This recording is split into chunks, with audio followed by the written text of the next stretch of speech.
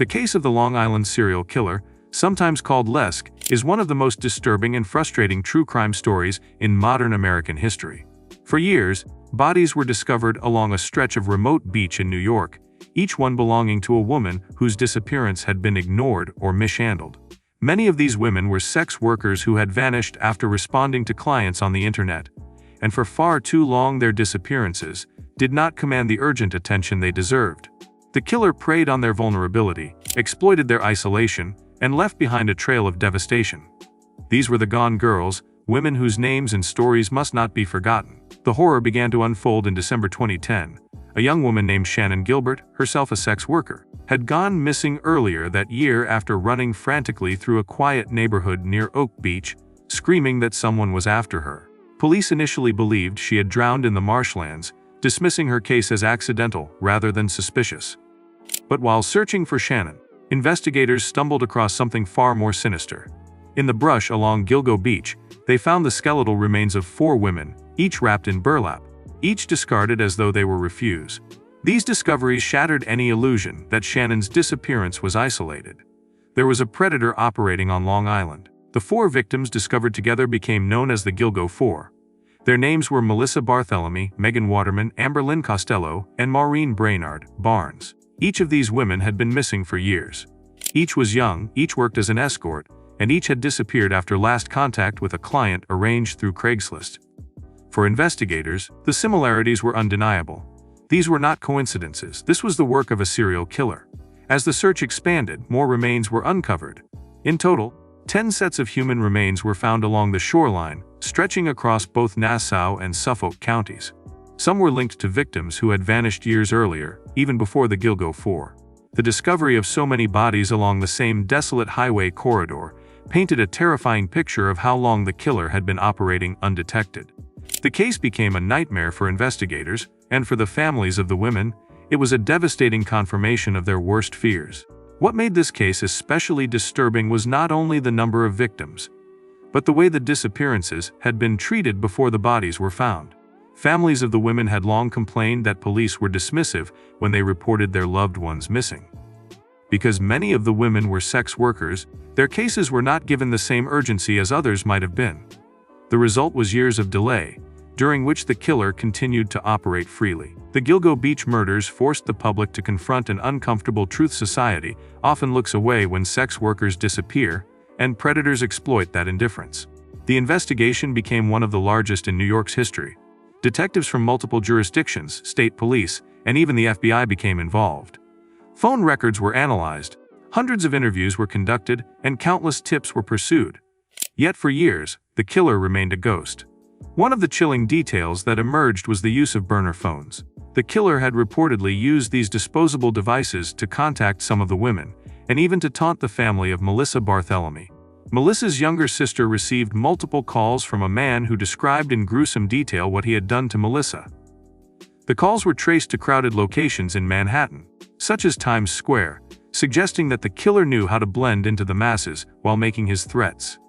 The pattern of the killings suggested organization and planning. The bodies were disposed of in similar ways, many wrapped in burlap, many left along the same stretch of highway. The choice of Gilgo Beach was deliberate. It was remote, dark at night, and accessible only to those who knew the area well. Investigators believed the killer was likely a local, someone familiar with the terrain, someone who felt comfortable enough to return repeatedly to the same dumping grounds. As media attention grew, the case attracted widespread coverage. Journalists, true crime authors, and internet sleuths all began to speculate about the identity of the Long Island serial killer. Was he a police officer, able to evade detection because of inside knowledge? Was he a fisherman or a laborer who knew the coastline? Or was he a wealthy local resident, hiding in plain sight behind a mask of normalcy? The theories multiplied, but the answers remained elusive. Years passed with little progress. Frustration grew among the families, who felt their daughters and sisters had been forgotten by authorities. Vigils were held, memorials were built, and advocates pushed for accountability. Shannon Gilbert's mother in particular became a vocal critic of the investigation. She refused to accept the explanation that her daughter had drowned accidentally. She believed Shannon was another victim of the killer, even though police resisted classifying her as such. In 2016, when Shannon's remains were finally found in the marshland, The official conclusion was still that her death was not directly linked to the killer. Yet many remain unconvinced. The Long Island serial killer case highlights not only the brutality of one predator, but also the failures of a system that allowed him to thrive. It raises hard questions about who is valued in society and how quickly law enforcement responds when marginalized women go missing. It forces us to acknowledge the dangers that sex workers face and the way stigma can delay justice. These women were not faceless victims. They were daughters, sisters, mothers, and friends. Their names deserve to be remembered alongside their stories. In recent years, there have been major developments. In 2023, authorities announced the arrest of Rex Heuermann, an architect living in Massapequa Park, a suburban neighborhood not far from Gilgo Beach. He was charged with the murders of 3 of the Gilgo Four, with investigators suggesting strong evidence linking him to the crimes. The news sent shockwaves across Long Island. Heuermann was described as a quiet man, a professional with a family, living a seemingly ordinary life. Yet behind that facade, prosecutors alleged, was a man leading a double life, preying on women and discarding their bodies by the coast. The evidence presented against Heuermann was chilling. Investigators connected him through phone records, DNA samples, and other forensic links. They alleged that burner phones used to contact the victims could be traced back to his location. Items recovered from his home provided further connections to the murders. For many, the arrest was a long-awaited breakthrough, a glimmer of justice after years of frustration. Yet for others, the case remains far from over. Not all the victims have been accounted for, and questions remain about whether Heuermann acted alone or whether there could still be another killer operating in the shadows. The families of the victims responded with a mixture of relief and sorrow. Relief that after so many years, someone had finally been charged.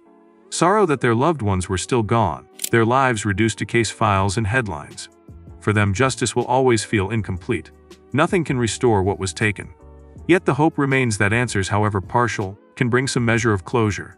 The Long Island serial killer case is not just about crime.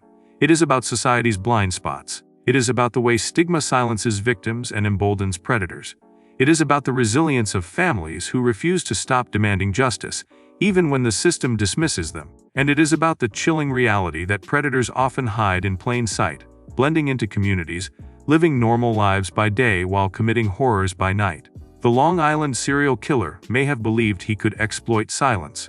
He may have believed that because his victims were marginalized, their disappearances would not provoke much attention. For years he was correct, but silence does not last forever. The truth has a way of breaking through even after years of shadows. The victims' families, advocates, and investigators who refuse to give up have ensured that this case remains alive in public memory. The beaches of Long Island still look peaceful from a distance, waves rolling against the sand, gulls circling overhead. But beneath that surface beauty is a darker truth. Those dunes and marshes hold the memories of lives cut short. Every step along that shoreline is a reminder of what was found there and of what remains unsolved. The landscape itself has become part of the story, a witness to crimes that can never be erased. The Gone Girls of Long Island remind us of the dangers that persist when society looks away. They remind us that justice delayed is justice denied. And they remind us that every victim matters, no matter their background, no matter their profession, no matter how others may judge them. Their memory demands attention, and their legacy demands change. The Long Island serial killer may have silenced them, but he did not erase them. Their stories will outlast the darkness that claimed them.